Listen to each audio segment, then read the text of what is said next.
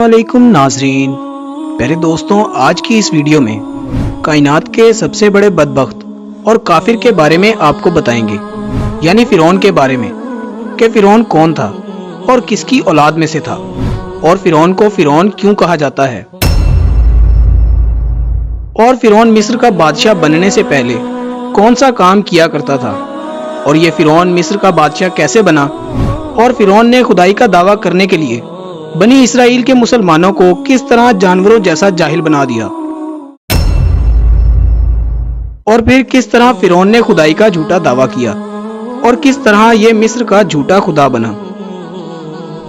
प्यारे दोस्तों, इन तमाम तर सवालों के जवाब कुरान और अहादीस की रोशनी में आज की इस वीडियो में आपको बताएंगे। प्यारे दोस्तों, वो फिरौन जिसका जिक्र कुरान पाक में मिलता है, जो हजरत मूसा अलैहिस्सलाम के दौर में पाया जाने वाला फिरौन था, इसका नाम वलीद बिन मुसब या मुसब बिन रयान था, और बाज मुअर्रिखीन ने इसका नाम काबूस भी तहरीर किया है। प्यारे दोस्तों, फिरौन बदबख्त का ताल्लुक कबीला किब्तिया से था और इसकी उम्र तकरीबन 400 साल थी, और इस 400 साल की उम्र में ना तो ये कभी बीमार हुआ और ना ही कभी इसके सर में दर्द हुआ, और ना ही कोई शख्स और दुश्मन इस पर गालिब आया। प्यारे दोस्तों, इसका चेहरा तांबे की तरह चमकता था और इसी वजह से यहूदो नसारा इसे काबूस कहा करते थे। फिरौन बादशाह बनने से पहले मेहनत मजदूरी और तिजारत किया करता था। एक दिन ये मेहनत मजदूरी से तंग आकर बाजार की तरफ निकला और वहां पर इसकी मुलाकात हामान नामी एक शख्स से हुई। देखते ही देखते इन दोनों की मुलाकात दोस्ती में बदल गई। चुनाचा उस वक्त ये दोनों बदबख्त काम की तलाश में शहर की तरफ रवाना हो गए, और उन दिनों में शहर के अंदर खरबूजे की खरीदो फरोख्त का काम ज्यादा था। इस तरह ये दोनों एक खरबूजे वाले ताजिर के पास गए और उससे काम मांगा। चुनाचा उस वक्त ताजिर ने इनसे कहा कि मेरे खरबूजे ले जाओ और बाजार जाकर बेच आओ। जब ये माल तुम बेच आओगे तो उसके इवज मैं तुम्हें खाने के लिए दूंगा। तो उस वक्त ताजिर की ये बात सुनकर फिरौन ने हामान से कहा कि तुम यहीं ठहरो और मैं ये खरबूजे ले जाता हूँ और बाजार में फरोख्त कर आता हूँ। खरबूजे लेकर शहर की तरफ चला गया और वहां जाकर फिरौन ने दुकानदारों से खरबूजे खरीदने का कहा।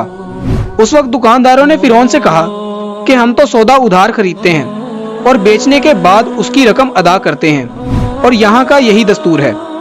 चुनाचा दुकानदारों की ये बात सुनकर फिरौन थोड़ी देर के लिए खामोश हो गया और फिर इसी वादे पर वो सामान फरोख्त करके वापस चला आया, और वापस आकर खरबूजे के मालिक यानी ताजिर से आकर कहने लगा कि ये काम मुझे पसंद नहीं, और इतना कहकर फिरौन वहां से चला गया। अब फिरौन को किसी अच्छे काम की तलाश थी जिससे फिरौन ज्यादा से ज्यादा मालो दौलत कमा सके। इसके बाद फिरौन बादशाह मिस्र के दरबार के अंदर चला गया और उसकी खिदमत में जाकर दरखास्त पेश करने लगा कि मैं बहुत दूर से आया हूँ और मैं बहुत गरीब हूँ और मुझे किसी काम की तलाश है, और मैं खाने पीने से भी आजिज हूँ। बराए मेहरबानी अपनी सल्तनत के इसी शहर में बतौर फिदवी मुझे कोई काम दे दिया जाए और इस गुलाम को इस जगह पर मामूर फरमाकर सरफराज किया जाए। चुनाचा उस वक्त फिरौन की ये बात सुनकर मिस्र के बादशाह ने फिरौन से सवाल किया कि तू कौन सा काम चाहता है।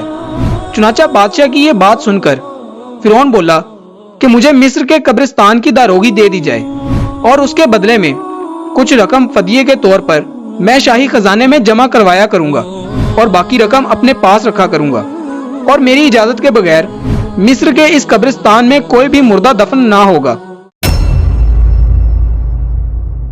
ये बात सुनकर उस वक्त के बादशाह ने फिरौन को मिस्र के एक कब्रिस्तान की दारोगी दे दी।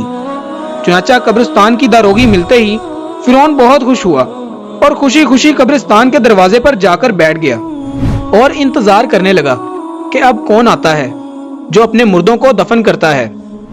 प्यारे दोस्तों, इस साल कज़ाए इलाही से ऐसा हुआ कि पूरे मिस्र में एक खौफनाक वबा फैल गई, जिसकी वजह से मिस्र के बहुत सारे लोग मरना शुरू हो गए। फिरौन ने जब ये देखा तो उसने हर लाश के बदले उनके वारिसान से एक एक सोने का दिरहम लेना शुरू कर दिया, और इस तरह थोड़े ही दिनों में फिरौन के पास बहुत सारा माल जमा हो गया। इतना ज्यादा माल आने के बाद फिरौन ने सोचा कि क्यों ना मिस्र के तमाम कब्रिस्तानों की दारोगी ले ली जाए। लिहाजा फिरौन ने ऐसा ही किया। फिरौन ने मुकर्रबाने बादशाह को کچھ پیسے دیے اور مصر کے تمام قبرستانوں کی داروغی اپنے ہاتھ میں لے لی۔